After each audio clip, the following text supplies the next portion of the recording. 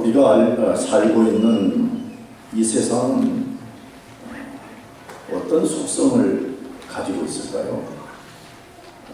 저와 여러분이 매일매일 살고 있는 이 세상은 도대체 어떻게 생겨먹은 것일까 하는 것이에요.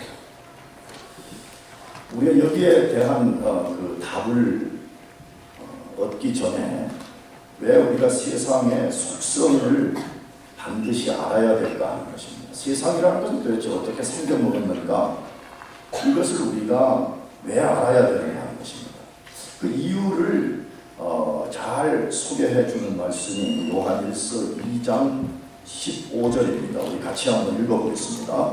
이 세상이나 세상에 있는 것들을 사랑하지 말라. 누구든지 세상을 사랑하면 아버지의 사랑이 그 속에 있지 아니하니. 이 세상이나 세상에 있는 것들을 사랑치 말라. 누구든지 세상을 사랑하면 아버지의 사랑이 그 속에 있지 아니하니 라고 말씀합니다. 왜 세상을 사랑하면 안 되는가를 너무너무 잘 밝혀주셨죠. 그 이유가 무엇이라고요? 세상을 사랑하는 사람 속에는 아버지 하나님의 사랑이 그 사람 속에 없다는 것이에요. 세상 사랑하는 사람 속에는 하나님의 사랑이 깃들일 공간이 없다는 것입니다. 예수 안 믿는 사람은 모르겠는데 예수님을 조금이나 알고 예수님 믿는 사람의 공통적인 소망은 하나님 사랑을 얻고 싶습니다. 하나님의 사랑을 받고 싶어합니다. 예수 믿는 사람 속에 나는 하나님 사랑을 받고 싶지 않아요. 그냥 교회 다니는 거예요. 그런 사람 아무도 없을 거예요. 하나님을 조금이라도 아는 사람은 나는 하나님 사랑 받고 싶어요. 하나님 사랑 안에 거하고 싶어요. 그 소망 가질 거예요. 근데 오늘 본문에 뭐라 그랬어요? 세상을 사랑하는 아버지의 사랑이 그 속에 있지 아니하니라고 말씀합니다. 왜 세상을 사랑하는 사람 속에는 하나님의 사랑이 깃들 공간이 없는가 하는 것입니다. 그 이유는 세상은 철저하게 하나님을 싫어하고 대적하는 성향을 갖고 있습니다. 이 세상은 하나님을 근본적으로 싫어하고 하나님을 대적하는 성향을 갖고 있는데, 만일 어떤 사람이 세상을 사랑하게 되면 그 사람 속에 하나님 싫어하고 하나님 대적하는 성향을 갖고 있기 때문에 하나님 그 사람을 사랑할 수 없고 그 사람 속에 하나님의 사랑이 깃들 공간이 없습니다. 같은 원리로서 하나님도 세상을 철저하게 싫어하시고 세상을 대적하기 때문에 그렇습니다. 그러므로 우리가 세상을 사랑하지 않으려면 세상의 속성이 무엇인가를 정확하게 알고 있어야 됩니다. 왜냐하면 요한복음 3장 16절에서는 하나님이 세상을 이처럼 무엇이다 그랬죠? 사랑하사 독생자를 주셨으니 라고 말씀하는데, 그럼 이 말씀에서 세상을 사랑하지 말아야 된다는 이 말씀 도대체 무엇을 말하는가 하는 것입니다. 그것은 세상의 속성을 말하는 것입니다. 이 세상은 지금 우리가 보기에는 그냥 나무, 흙, 돌 이런 걸로 구성이 되어 있는 것처럼 보이지만 이 세상이 갖고 있는 성향이 있다라고 성경은 말씀합니다. 그렇다면 세상의 속성이 무엇일까 하는 것입니다. 세상의 속성은 무엇일까 하는 것입니다. 제가 책 하나를 소개하려고 하는데 좀 오래된 책이긴 하지만 세속도시라는 책이 있습니다. 이 책은 그 하버드 대학의 교수였던 하비 폭스라는 분이 쓴 것인데, 이것이 굉장히 세큘러 시리, 그래서 굉장히 유명한 책입니다. 그런데 하비 폭스가 그의 책에서 세상의 속성을 여러 가지로 소개해서 세상은 이런 속성을 갖고 있다. 그런데 그 중에 가장 대표적인 것이 익명성과 기동성이라고 했습니다. 이 세상의 가장 대표적인 속성이 뭐냐? 익명성과 기동성이라고 했습니다. 무슨 말이죠? 익명성. 자기가 이렇게 세상에 사는 누가 나는지 잘 몰라요. 그러니까 그 아무도 잘 모르는데 가서 자유롭게 방종하면서 살고 싶은 것이에요. 그래서 익명성이 보장된 도시로 사람들이 몰려가는 이유가 거기에 있는 것입니다. 나가서 기동성, 세상 갈수록 자동차 같은 기계뿐만 아니라 우리가 자판 위에서도 얼마나 속도를 요구해요. 그렇잖아요. 계속 빨라지는데 조금만 느리면 못 견디는 거예요. 대표적인 사람이 접니다. 저는 무슨 컴퓨터 막 열고 기다리고 이걸 저는 정말 못합니다. 그래서 나는 참 부끄럽고 좀 쑥스러운데 뭐 여는 거 있으면 우리 집사람한테 부탁합니다. 당신 이거 좀 열고 있으라고. 네, 그동안 딴 거 하고 있습니다. 굉장한 속도를 요구합니다. 못 견디겠어. 난 다른 거는 조금 견뎌지는데 컴퓨터 뭐 부팅하고 왜 부팅 빨리 기술 좀 만들어봐요. 저 신준아 박사님. 바로 그냥 버튼 누르면 바로 들어오게. 왜 좀 기다리게 만들어요. 나는 그거 못 견디겠어요. 여러분 계속해서 기동성을 요구하고 있습니다. 그렇다면 하빌 폭스가 지적한 것처럼 진짜 세상의 속성은 익명성과 기동성인가 하는 것입니다. 저는 그렇지 않다고 봅니다. 하빌 폭스가 주장하는 것은 세상의 속성이 아니라 현상을 말하는 것이라고 생각합니다. 세상의 진짜 속성이 있다는 것입니다. 그러면 세상의 진짜 속성은 무엇일까요? 오늘 본문이 보여주는 바벨 정신입니다. 무슨 정신이라고요? 바벨 정신이라고 소개합니다. 본문의 내용은 인간들이 바벨 탑을 쌓았고 하나님이 심판을 통해서 탑 쌓는 것을 중단시키신 사건입니다. 본문의 말씀은 10장, 11장의 내용 전개상 두 개의 삽입의 말씀입니다. 다시 말하면 본래 전개되는 말씀에 어떤 다른 사건을 끼워 넣은 삽입이라 그렇게 말하는 거죠. 10장, 11장은 노아의 세 아들 야벳, 함, 셈의 후손이 어떻게 이 세상에 전파되었는가를 다루고 있습니다. 그런데 그 안에 10장 8절에서 12절에서는 니무롯이라는 사람이 신할 땅에 바벨 등에서 4개의 도시를 건설한 이야기를 삽입시켰습니다. 그 다음에 11장 1절에서 9절 오늘 본문에서는 그 인간들이 그 땅에 바벨탑을 쌓은 이야기를 소개하고 있습니다. 그렇다면 왜 하나님은 노아의 세 아들을 통해서 후손이 세상에 퍼진 사건을 쭉 말씀해 가시다가 갑자기 도시와 성 쌓는 사건을 삽입하셨을까 하는 것입니다. 잘 생각해 보세요. 왜 하나님 모세를 통해서 이 사건을 기록할 때 우리 같으면 그냥 계속 야벳, 함, 셈이 어떻게 후손을 이 세상에 전파했는가 그냥 그거 쭉 써갈 것 같아요. 근데 왜 갑자기 그걸 전개하다가 도시와 성 쌓는 사건을 삽입시켰는가 하는 것이에요. 세상의 진짜 속성이 무엇인가를 소개하려고 하는 것입니다. 그 성과 바벨탑을 쌓은 인간의 진짜 속성이 무엇인가를 보여주기 위한 것입니다.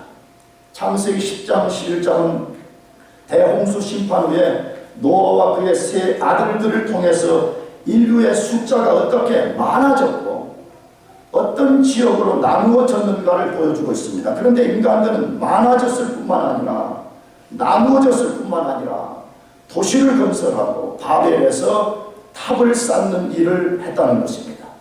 그렇다면 그것이 무슨 문제가 되냐 이거예요. 아니 사람이 뭐 도시도 건설하고 높은 빌딩도 짓고 하는데 그게 뭐가 문제가 되냐는 거예요. 아마 추론하기로는 오늘날은 그 큰 도시 규모나 아니면 높은 빌딩 우리가 생각하면 그 당시 것보다 훨씬 더 큰 도시, 훨씬 더 높은 빌딩이었을 것이라고 추론하게 됩니다. 그렇다면 뭐가 문제인가 하는 것입니다. 여러분 단순히 도시를 건설하고 높은 빌딩을 지었다면 문제가 되지 않았을 것입니다. 만일 하나님이 큰 도시를 만드는 것, 높은 빌딩을 짓는 것이 문제였다면 뉴욕 같은 것은 다 초토화되어야 되잖아요. 네, 지금 문제는 큰 것, 높은 것, 그것이 문제가 아니라 그들이 그 도시와 혹은 그 탑을 무슨 이유와 무슨 목적 때문에 쌓았냐는 것입니다. 오늘 문제가 된 것은 그것을 만든 동기와 목적이라는 것입니다. 그들의 잘못된 동기와 잘못된 목적이 하나님의 진노를 불러일으켰고 하나님으로부터 심판을 불러오게 되었던 것입니다. 그러므로 우리는 바벨탑을 쌓은 이유, 다시 말하면 바벨 정신이 무엇인가를 잘 알고 우리는 바벨 정신을 거부해야 됩니다. 왜 그렇죠? 여러분 잘 알겠어요. 바벨탑은 실제 역사 안에 일어난 사건이기도 하지만 하나님이 상징적으로 보여주는 거예요. 바벨 정신을 갖고 사는 사람은 바벨탑이 무너진 것 같이 언젠가는 그 인생이 무너지고 만다는 거예요. 지금 대단한 무슨 금자탑을 쌓은 것 같지만 하나님이 확 불어버리면 그것은 일순간에 사라져버릴 것이라는 거예요. 여러분, 오늘날도 바벨 정신을 갖고 사는 사람들이 얼마나 많은지 모릅니다. 지금 대단한 일을 만들어내는 것 같지만 다음 주에 다루겠지만 하나님이 자 우리가 보자 라고 하나님이 선언하시면 그것은 바람 앞에 등불처럼 되고 마는 것입니다. 그렇다면 우리가 거부해야 될 바벨 정신은 무엇인가 하는 것입니다. 첫 번째로 하나님의 영광을 거부하며 사는 것입니다. 뭘 거부하며 사는 거예요? 하나님의 영광을 거부하며 사는 것이 바벨 정신의 첫 번째 정신입니다. 하나님 영광 필요 없다는 것입니다. 우리는 하나님 영광 같은 거 원하지 않는다는 것입니다. 어디서 그것을 알 수가 있어요? 창세기 11장 1절에서 4절 상반절에 제가 읽어보겠습니다. 온 땅에 구음이 하나이요 언어가 하나이었더라. 이에 그들이 동방으로 옮기다가 신할 평지를 만나 거기 거하고 서로 말하되 자 벽돌을 만들어 견고히 굽자하고 이에 벽돌로 돌을 대신하여 역청으로 진흙을 대신하고 또 말하되 자 성과 대를 쌓아 대꼭대기를 하늘에 닿게 하여 우리의 이름을 내고 누구 이름을 내자고요? 우리의 이름을 내자라고 그들이 결정했습니다. 자, 오늘 이 본문을 보면 무슨 스토리를 쓰고 있어요? 이 바벨탑을 쌓았던 그 사람들이 처음에 동쪽으로 옮겨 갔습니다. 근데 그 사람들이 신할 평지에서 멈춰섰다 이렇게 되어 있습니다.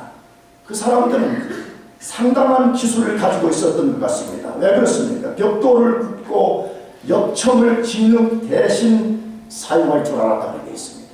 그러므로 우리가 성경을 읽어보면 절대 인간은 흔히 말하는 선사시대 때 막 돌도끼 들고 다니는 사람들이 아닙니다. 웃어줘요. 이상한 무슨 타잔 같은 팬티 입고 다니면서 막 돌도끼 들고 다니는 거. 인간을 그렇게 만들어버렸죠. 인간은 이미 선사시대부터, 다시 말하면 이 성경 보고 아브라함 이전의 선사시대를 부른다 지난주에 말씀했잖아요. 이미 선사시대 때부터 벽돌을 구워서 단단한 돌을 대신하는 기술을 갖고 있었습니다. 역청을 시멘트처럼 사용하는 기술을 가지고 있었습니다. 그 기술을 기반으로 성과 대를 쌓아 대 꼭대기를 하늘에 닿게 했습니다. 이것을 보면 단순한 탑이 아니라는 것입니다. 저 워싱턴 DC에 가면 마뉴먼트 같이 단순히 뾰족한 탑 하나를 세운 것이 아니라 인간이 거할 수 있는 성 같은 탑이었습니다. 성탑이었습니다. 그런데 이 탑을 쌓은 이유가 있다라고 소개합니다. 무엇이라고 소개했죠? 다시 성과 대를 쌓아 대 꼭대기를 하늘에 닿게 하여 누구 이름을 내자? 우리의 이름을 내자. 그들이 이 성탑을 쌓은 이유는 자기들의 이름을 드러내기 위해서 했다는 것입니다. 무슨 이야기죠? 우리가 거대한 탑을 쌓아서 탑의 위용을 드러내서 우리가 얼마나 지혜로운 존재이며 우리가 얼마나 강력한 존재인가를 사람들에게 자랑하자는 것이에요. 나가서 반대로 이것을 본 사람들이 우리를 칭송하도록 만들자는 것입니다. 더 나아가서 그들은 단순히 그냥 성탑을 높게 쌓았다라고 말하지 않고 탑의 끝을 하늘에 닿게 하자. 물론 문자적으로 아무리 인간이 높이 탑을 쌓아도 그 끝을 하나님이 계신 하늘 보좌까지 쌓을 수는 없습니다. 그러나 이 속에 그들의 아주 사악한 마음을 비추고 있는 것입니다. 우리가 이것을 높게 쌓아서 하늘에 닿게 하자. 여러분, 고대 당시 하늘이라고 하는 것은 신이 거하는 것입니다. 우리가 하나님처럼 될 수 있고 우리가 하나님처럼 되자는 거예요. 왜 우리가 자꾸 하나님께 복종하는 삶을 살아야 돼요? 왜 자꾸 우리가 하나님께 순종해야 되냐? 우리 그렇게 하지 말고 우리도 누구처럼 되자고요? 하나님처럼 되자는 거예요. 여러분, 하나님처럼 되자, 하나님처럼 될 수 있다. 어디서 많이 들어본 소리 아니에요? 창세기를 지금까지 읽어오면서 이미 들었던 메시지가 아닙니까? 어디서 이 말씀을 들었습니까? 에덴 동산에서 사단이 아담과 하와를 유혹할 때 썼던 말이었습니다. 창세기 3장 5절에 너희가 그것을 먹는 날에는 너희 눈이 밝아 누구같이 되어? 하나님과 같이 되어 선악을 알 줄을 하나님이 아시느냐. 이 거짓의 아비인 사단이 지금 속이고 있는 것입니다. 너희 선악과 따먹지 말라고 한 것은 너희들도 하나님처럼 될까 봐서 하나님이 너희들을 제한시킨 거다. 그러니까 너희 이제부터는 따먹어라. 누구처럼 된다? 하나님처럼. 너희도 하나님처럼 된다. 너희도 하나님이 될 수 있다는 거예요. 하나님만 하나님 노릇할 수 없다는 거예요. 너희도 얼마든지 하나님이 될 수 있다고 사단이 속인 것입니다. 여러분 기억해야 됩니다. 내가 자꾸 왜 강하게 메시지를 전합니다. 사단은 거짓의 아비예요. 계속 우리의 조상 아담을 속였다면 우리 같은 인간들을 왜 못 속이겠어요? 자기가 사단에게 속인다는 줄을 모르고 사는 사람들, 모르고 행동하고 모르고 글 쓰고 모르고 말하는 사람들이 얼마나 많아요. 사단은 거짓의 아비입니다. 아담을 부추긴 것처럼 우리를 부추겨서 너는 피조물이 아니라는 것입니다. 너도 누구처럼 된다고요? 하나님처럼 될 수 있다는 거예요. 그러니까 너도 너 인생의 바벨탑을 쌓으라는 거예요. 너 인생의 그 성공의 끝을 하나님의 보좌까지 올리라는 것이에요.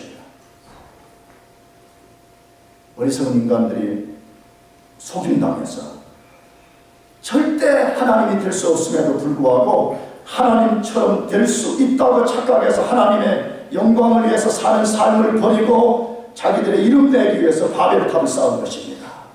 무슨 이야기? 우리 이름을 내자. 반대로 우리는 더 이상 하나님의 이름을 드러내지 말자. 하나님의 영광을 위해 살지 말자. 이제부터는 하나님의 영광 지긋지긋하다. 이제는 우리 영광, 우리 이름을 위해서 살자라고 결정한 행위가 바벨탑을 쌓은 것입니다. 모든 인간은 하나님의 영광을 위해서 살도록 지음을 받았습니다. 믿습니까? 우리 인생이 왜 오늘 호흡하고 사냐 이거예요. 왜 우리가 여기서 학교 와서 공부하냐 이거예요. 왜 우리가 이 미국에 와서 나그네 삶을 살고 있냐 이거예요. 아메리칸 드림을 이루라고. 그거 아닙니다. 하나님의 영광을 위해서 살도록 창조하셨고 구속하셨고 하나님이 섭리 중에 우리를 이곳으로 인도하시는 것입니다. 그것이 지음받은 유일한 이유와 목적인 것입니다. 더 나아가서 인간은 하나님의 영광을 위해 살 때만이 진정으로 행복하게 되도록 지음을 받았습니다. 정말 그래요. 잘 보세요. 자기 영광을 위해서 인생의 바벨탑을 쌓는 사람은 바벨탑이 무너지는 순간에 자기 이름이 없어져 버립니다. 하나님의 영광을 위해서 사는 사람은 세상 사람들이 볼 때는 어디서도 보이지만 하나님이 영원하시기 때문에 그 사람의 이름도 영원한 것입니다. 믿습니까? 그러니까 우리가 하나님의 영광을 위해 사는 불행한 게 절대 아니에요. 하나님의 영광을 위해 살면 진짜 행복해요. 나는 어제도 홍콩에 예배하면서 그 선배들이 와가지고 자기 뭐 삶을 나누는 이야기 진짜 감동스럽더라. 뭐 우리 아들들하고 다 비슷한 나이거든요. 우리 아들 뭐 25, 뭐 26, 뭐 이런 건데. 나는 그 친구들이 절대 거짓말 한다고 생각하지 않습니다. 김용이 어제 거짓말 한 거 아니죠? 진짜는 안 그런데 막 후배를 앞에 와가지고 생쇼한 거 아니죠? 아닙니다. 근데 자기들이 여기서 하나님을 섬기면서 목장하면서 매주마다 80불씩 한 달에 5, 8은 40, 약 300에서 400불 뭐지 계산장 나오는가 잘 모르겠어요. 나오더라고 얼마나 또 그것만 해요. 또 밥하면 또 와가지고 뭐 먹었는데 철없어가지고 왜 이렇게 맛이 없어요. 뭐 어쩌고 저쩌고 왜 우리는 푸른 초장이에요. 뭐 이랬어. 왜 우리는 베지터리안들이에요. 막 이러면서 아우 나 같은 거 진짜 정말 세대 때려주고 한 대 조인트 깔 것 같아. 정말 목자들이 나보다 더 위대한 목사들이야 보니까 어떻게 그렇게 하세요? 나는 우리 집에 양말 안 신는 사람 못 들어오네. 여자들을 막 그 집가 깨끗이 단장해요. 막 질고 닦고 막 향수도 저 뿌려놓고 막 여자들은요. 근데 발도 안 씻고 와가지고 막 그냥 화장실 가가지고 막 손 막 그 손 닦는 막 타월을 막 지저분하게 내가 신방 가서 보거든요. 아, 나는 목자 못할 것 같아. 나는 목사하기 잘했어요. 할렐루야. 나는 목자는 안 될 것 같아. 목자는. 물론 목자와 목사가 원래 영어로는 패스터 같은 말인데 나는 소그룹 목자는 못할 것 같아. 그런데 그렇게 고생을 하고 돈 쓰고 고생하는 사람들이 다 하나같이 뭐라고 그랬어? 내가 목자하는 것이 감사하고 내가 목자하는 것이 내 인생에 너무 큰 축복이라고 말하는 거예요. 거짓말이 아니잖아요. 왜 그러는 것이에요? 영원하신 하나님, 영광스러운 구주를 섬기는 그 일이 너무너무 복되다는 것을 알기 때문에 그런 것입니다. 그런데 사단은 그렇게 말하지 않습니다. 사단은 우리가 하나님의 영광을 위해서 살고 하나님의 이름을 위해서 살는 그 영광과 축복이 얼마나 큰 것인지를 알기 때문에 자꾸 인간을 속이는 것이 뭐라고? 너희 뭐 하나님 이름 위해서 사냐? 너희 무슨 하나님 영광을 위해서 사냐? 너희 위해서 살아라. 너희 이름을 내다가 그것이 너희 인생의 행복 아니냐? 라고 우리를 속여서 자기 이름 위해서 살다가 파멸에 떨어지고 축복을 다 빼앗겨버리는 삶을 살도록 만드는 것입니다. 여러분, 하나님의 이름을 위해서 살기를 바랍니다. 여러분이 잘 아는 요한 세바스찬 바하, 현대 음악의 아버지로 불려지는 사람입니다. 이 바하가 음악에 대해서 이렇게 정리를 내렸습니다. 음악의 모든 근원은 하나님께 있다. 그러므로 하나님의 영광만을 위해서 쓰지 않으면 안 된다. 바로 그렇게 말했어요. 음악은 뭐냐? 음악의 모든 오리지널은 하나님께로부터 왔다. 그러므로 하나님의 영광을 위해서만 음악을 써야 된다. 그래서 바하는 자기가 작곡한 칸타타 혹은 오라토리오의 마지막 부분에 항상 라틴어로 S, D, S라는 단어를 항상 썼다고 해요. 그 말이 뭐죠? 라틴어로 이 말은 솔리데오 글로리입니다. 오직 하나님께 뭘 돌린다고요? 영광. 오직 하나님의 영광을 위하여라는 말이 S, D, S라는 이니셜을 거기다가 썼다는 것입니다. 바하의 그 생애를 읽어보게 되면 고난을 많이 받았는지, 그럼에도 불구하고 그 고난 속에서 자기가 음악을 하는 유일한 목적이 하나 있다면 하나님의 영광을 위해서 하는 것이라 라고 고백했습니다. 여러분은 무엇 때문에 이곳에 와서 공부하고 있습니까? 여러분 무엇을 위해서 직장 생활하고 있습니까? 여러분 자신의 이름을 내기 위한 바벨탑을 만들기 위한 것입니까? 소원합니다. 하나님의 영광을 위해서 하기를 축복합니다. 두 번째로 우리가 거부해야 될 바벨 정신은 무엇인가 하는 것입니다. 하나님의 말씀을 거부하며 사는 것입니다. 누구 말씀을 거부하며 사는 거라고요?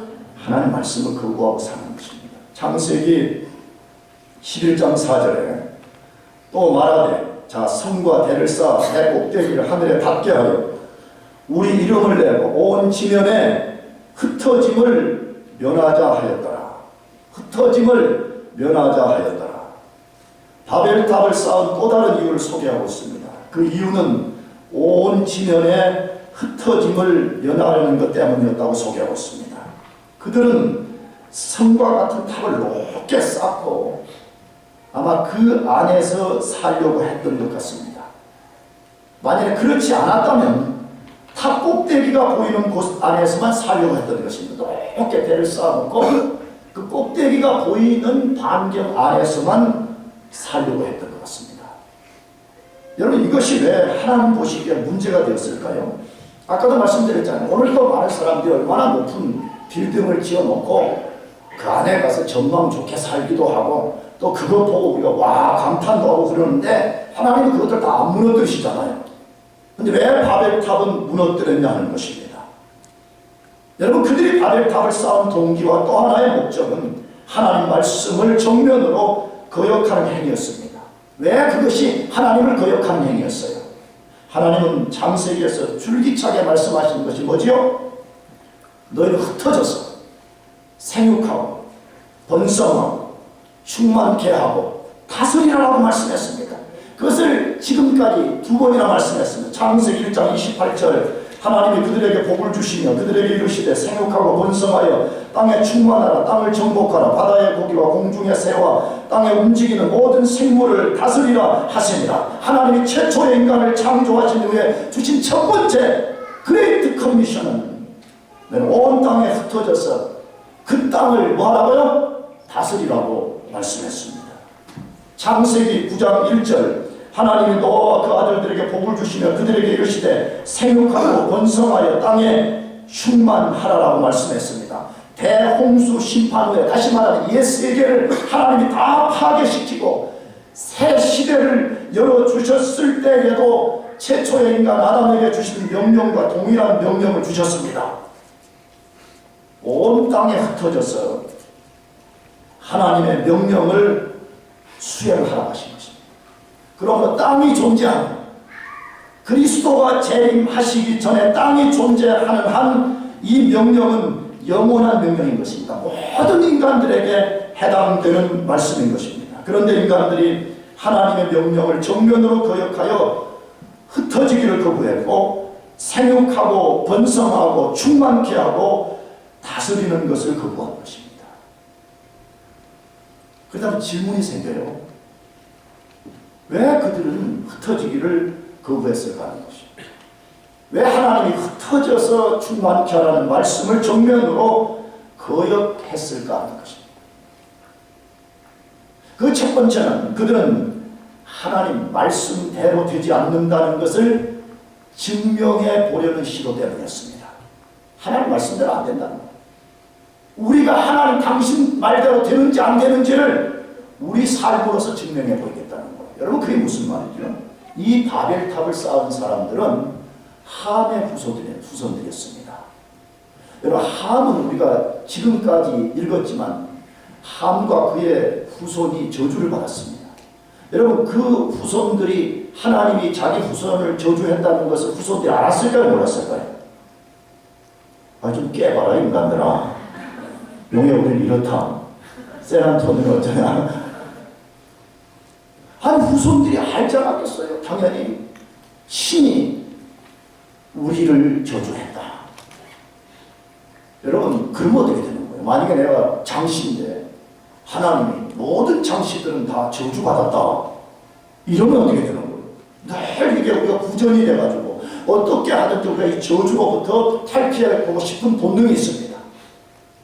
함의 후손들은 하나님 말씀대로 안 된다는 것을 우리가 보여주겠습니다. 그것은 우리가 큰 도시를 만들고 높은 바벨탑을 쌓아서 그것을 안전의 근원으로 삼는 거예요. 절대 우리는 이것이 우리를 지켜주어서 하나님 말씀대로 우리는 저주가 임하지 않고 우리는 이 도시 안에서 번성하고 우리는 이 탑 안에서 우리의 영광을 드러내며 살게 될 것이라 라고 그걸 통해 가지고 하나님을 도전하는 것이에요.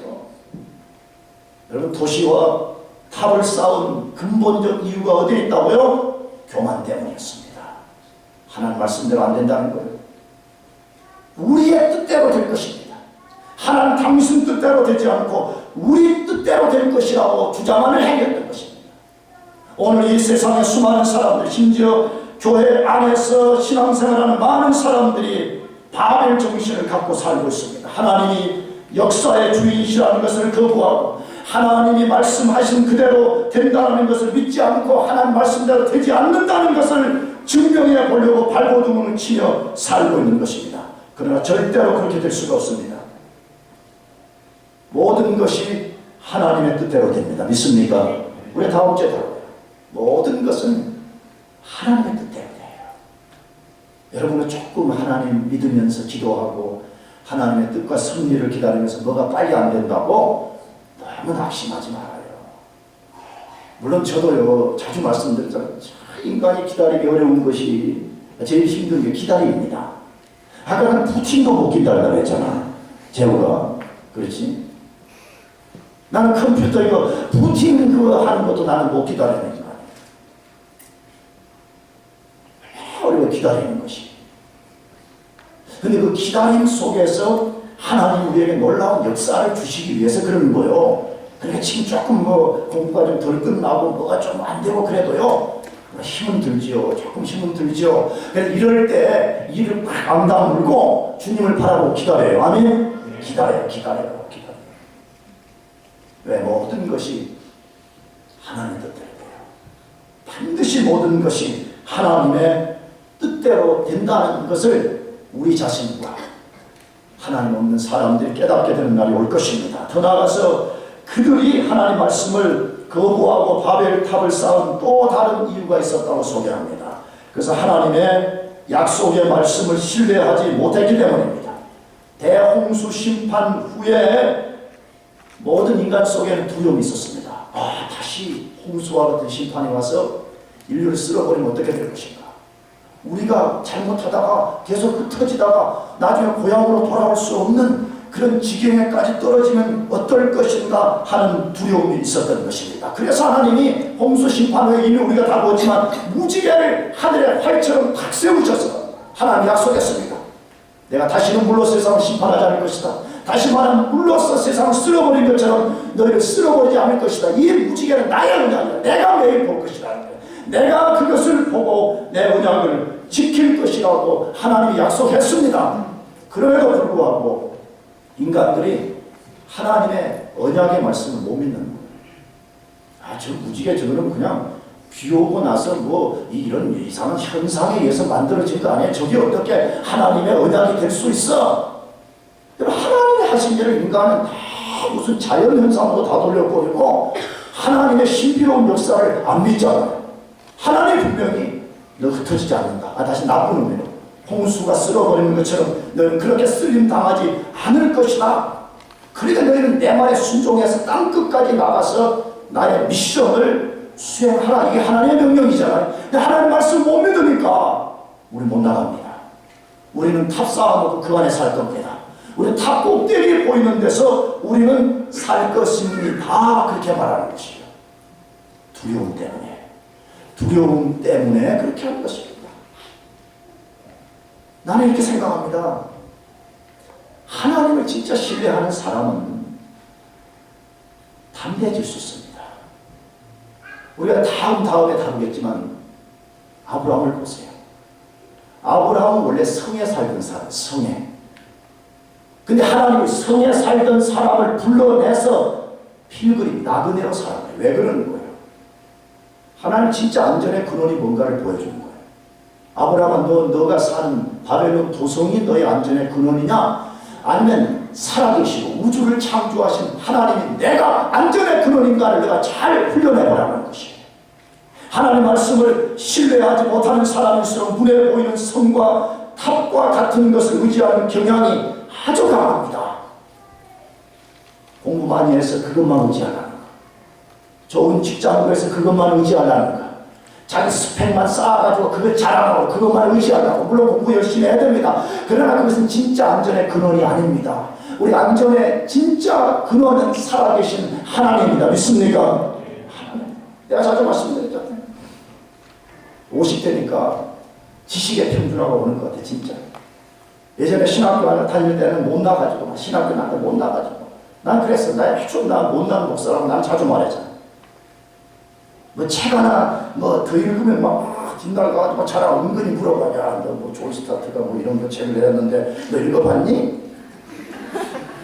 몰라. 그러면 자기가 책 쓴 것이냐 막 해가지고 그래서 주소들은 뭐 자기가 만들어낸 닥터리냐 말하고 은근히 비하하는 거지. 세상에 신학생이 그런 책도 안 읽어? 나중에 그런 친구들이 목회를 더 잘해. 진짜 한국 가니까 그런 친구들이 목회 더 잘해가지고 말이에요. 나는 병광의 북소리고 그 사람들은 서울 특별시의 북소리더라고. 공부하지 말라는 말이 아니에요. 진짜 중요한 게 뭔가를 잘 간파하라는 것이에요. 하나님만이 우리의 안전의 근원인 것을 꼭 기억하시고 살아가길 바랍니다. 마지막 세 번째로 우리가 거부해야 되는 바벨 정신이 무엇인가 하는 것입니다. 하나님의 빛을 거부하며 사는 것입니다. 하나님의 뭘 거부한다고요? 빛을 거부하며 사는 것입니다. 창세기 11장 1절 4절로 다시 돌아가 보겠습니다. 마지막으로 졸음이 한 길로 갔다가 7길로 도망가듯이 한번 읽어보겠습니다. 다 같이 시작. 온 땅에 구름이 하나요 언어가 하나였더라. 이에 그들이 동방으로 옮기다가 시나이 평지를 만나 거기 거하고 서로 말하되 자 벽돌을 만들어 견고히 붙자하고 이에 벽돌로 돌을 대신하여 역청으로 진흙을 대신하고 또 말하되 자 산과 대를 쌓아 대 꼭대기를 하늘에 닿게 하여 우리의 이름을 내고 온 신의 흩어짐을 면하자 하였더니. 자, 이 본문을 보면 사람들이 어느 쪽으로 가다가 더 이상 전진을 멈추고 시나이 땅에서 탑을 쌓기 시작했는가를 소개하고 있습니다. 그들이 어떤 쪽으로 가다가 그랬다 그랬죠? 동방으로, 동쪽으로 향하다가 그렇게 했다라고 되어 있습니다. 왜 성경은 동쪽으로 가다가 멈췄다라고 썼을까요? 그냥 해도 되잖아요. 그들이 그냥 시나리 땅에서 바벨탑을 쌓았다 해도 되잖아요. 왜 동쪽 끝 시나리에서 이렇게 했을까? 여러분, 성경이 어떤 단어를 선택하고 메시지를 전달할 때는 절대로 의미 없이 전달하는 것이 아닙니다. 성경의 기법 중에 하나가 어떤 사실을 말씀할 때 종종 더블 미닝입니다. 하나를 말할 때 두 가지 의미를 담습니다. 예를 들면 지리적으로 성경에 내려갔다라는 표현을 쓸 때가 있습니다. 요나가 하나님의 말씀을 거역하고 욥바로 내려갔더니, 그래서 욥바로 내려갔더니, 사실은 욥바는 지리적으로 내려가는 데가 아니거든요. 근데 내려갔더니라고 쓰는 것은 요나서는 지금 욥은 지리적으로 내려갔을 뿐만 아니라 정확하게 영적으로 점점점 뭐하고 있다는 거예요? 내려가고 있다는 것을 그걸 통해서 보여주는 것입니다. 바로 이처럼 지금 사람들이 동쪽으로 향해다가 중단했다는 것은 지리적 진행을 중단했을 뿐만 아니라 더 이상 하나님의 빛과 하나님의 생명을 따라 살기를 거부했다는 것을 암시하는 것입니다. 그렇다면 동쪽으로 진행을 중단하는 것이 왜 하나님의 빛을 따라 사는 것을 중단하는 것인가 하는 것입니다. 성경에서 동쪽을 뭐라고 소개하는지를 주목하는 것이 필요합니다.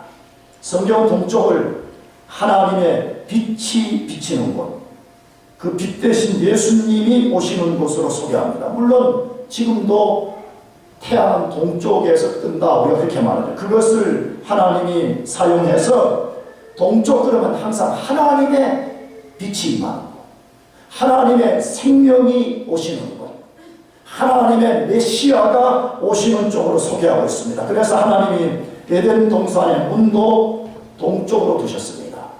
동쪽에 뒀다는 어떻게 알 수 있죠? 인간이 범죄하고 나서 하나님 인간들을 에덴 동산에 다 쫓아내시고 천사들로 하여금 화염검을 가지고 동산을 막았는데 에덴 동산 동편을 막았다 이렇게 되어 있죠.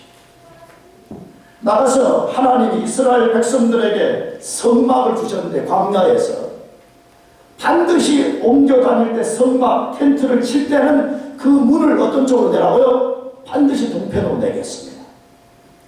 남서북 안 됩니다.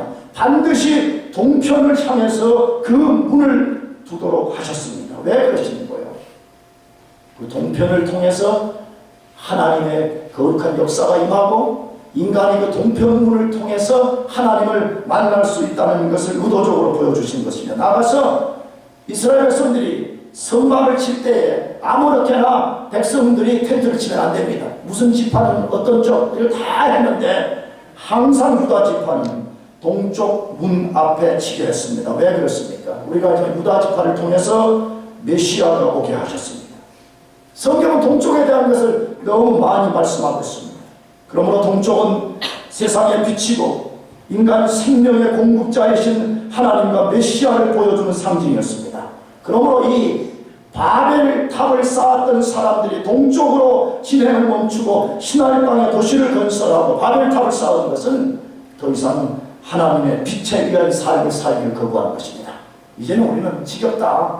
야, 그 맨날 무슨 하나님 말씀, 하나님 진리, 거룩, 하나님께 순종, 그런 거 하지 지겹다, 지겨워.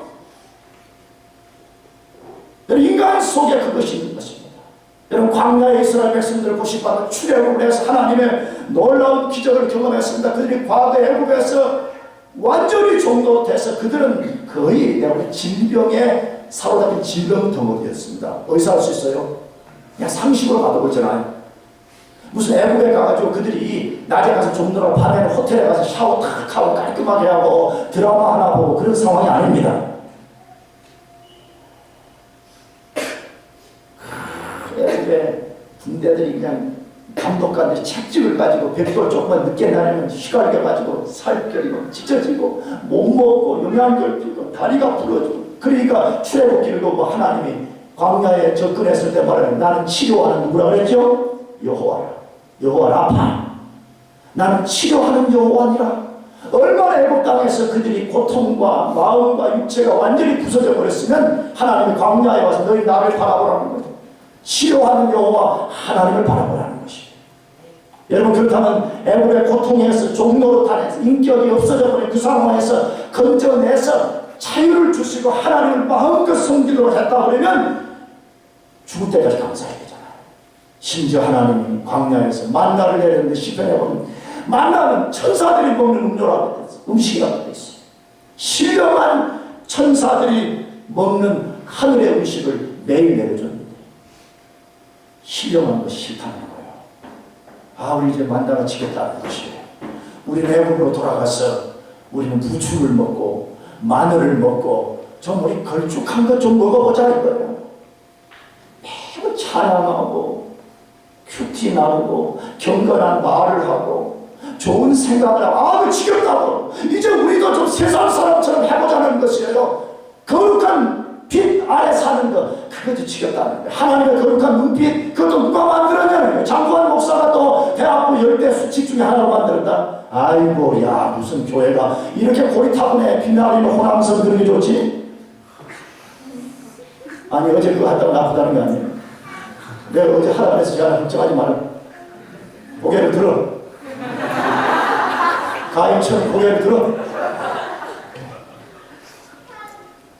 아니 어제 빛나는 호남선 안 불렀어요. 그 곡에다가 가사를 아주 멋지게 한 거지.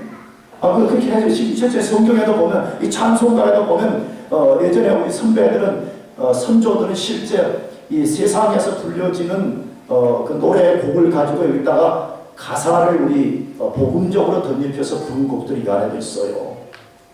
그러니까 비 내리는 호남선 그런 거 곡에다가 좋은 거 붙여서 뭐 노아는 어쩌고 저쩌고 뭐, 그게 좋은 거죠. 내가 말하는 아주 저질스러운 음악들 있잖아요. 저질스러운 음악. 됐냐 이제?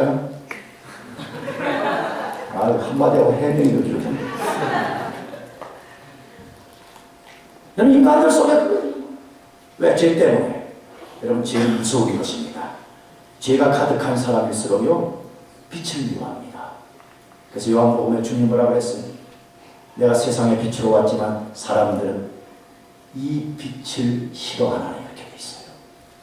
거룩한 것이 싫다는 거예요. 경건한 것이 싫다는 거예요. 하늘의 신령한 만나를 먹고 사는 그런 것이 싫다는 것이에요. 바벨 정신의 핵심은 하나님의 빛을 거부하고 사는 것입니다. 여러분 하나님의 빛을 거부하게 되는 그 결과는 추악한 것입니다. 이미 앞에서 다루었던 하나님의 이름이 아니라 자기 이름을 내는 삶을 살게 되고 하나님의 말씀에 순종해서 위대한 하나님의 역사를 성취하는 것이 아니라 하나님의 명령을 거부하며 사는 것입니다. 그것뿐만 아닙니다. 우상 숭배자로 살게 되는 것입니다. 바벨탑을 쌓았던 사람들은 자기들의 신에게 도달하려고 했던 것입니다.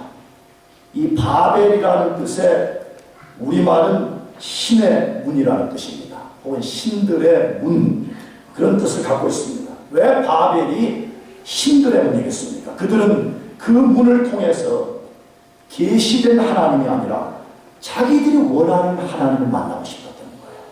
자기들이 만나고 싶었던 신에게 도달하고 싶었던 거예요. 그래서 경건하고 거룩한 신 말고 우리의 욕망을 채워주고 우리가 세상에서 아주 걸쭉하게 타락하게 사는 이것을 개런티해주고 그래도 복을 주는 그 신을 그들이 만나고 싶었던 것입니다. 오늘도 그러잖아요. 얼마나 많은 크리스찬들이 교회 안에서 거룩하고 경건 그런 걸 싫다는 거예요. 뭐 좀 그런 거 말고 좀 같은 교회라도 좀 바벨탑을 쌓았던 인간들처럼 말이에요. 우리의 더러운 욕망을 부추겨주고 거기에 기름을 끼얹어주는 그런 신을 우리가 좀 만나보자라고 말하잖아요. 하나님의 빛을 거부하면 거짓된 신을 섬기는 것은 나가서 거짓된 것을 섬기는 것은 필연적인 결과입니다. 이 하나님을 거부한 바벨 정신은 온 세계 안에 지금 가득 차 있습니다. 왜? 하나님 없는 세상과 정부와 모든 것은 바벨탑에서부터 기원해 온 것인데 이 바벨 정신이 다니엘서에 나오는 바벨론 속에 그대로 심겨졌습니다. 그래서 바벨론 자체가 거대한 우상 숭배의 나라였습니다. 그래서 하나님께서 바벨론을 멸망시켜서 역사에 사라지게 만들었습니다. 그런데 그 바벨론이 없어졌음에도 불구하고 바벨론 정신은 오늘 이 세상 속에 그대로 남아있다고 말씀합니다. 요한계시록 17장 18장은 멸망받을 바벨론을 보여주는 아주 중요한 두 장입니다.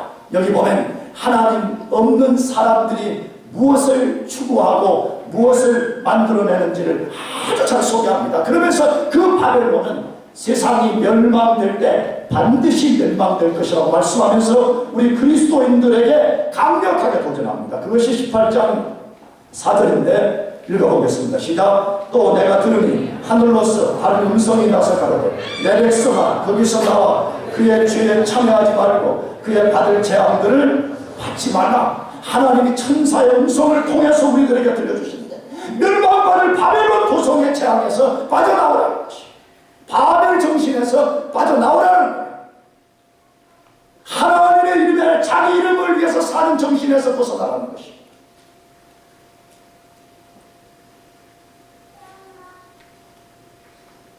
하나님 말씀에 순종하지 않고 하나님 말씀 거역해서 사는 데서부터 돌아서라고 말씀. 하나님의 빛이 아니라 어둠과 죄악 속에서 사는 데서 빠져나와라. 그렇지 않으면 바벨론이 멸망될 때 너희들도 멸망될 것이라고 말씀하고 있습니다. 그래서 주님은 우리에게 말씀하십니다. 주님만 우리의 빛이라고 말씀해요. 주님만 우리의 빛이라고 말씀해요. 그래서 요한복음 8장 12절 마지막 다 같이 읽어보겠습니다. 시작. 예수께서 또 이렇게 가라사대 나는 세상의 빛이니 나를 따르는 자는 어둠에 다니지 아니하고 생명의 빛을 얻으리라. 여러분 예수님만이 빛이신 것을 믿으시기 바랍니다. 유혹 올 때 기웃거리지 말아요. 하나님과 그분의 말씀만 우리의 영원한 빛이신 것입니다. 여러분 그 빛 속에 살아가기를 축복합니다.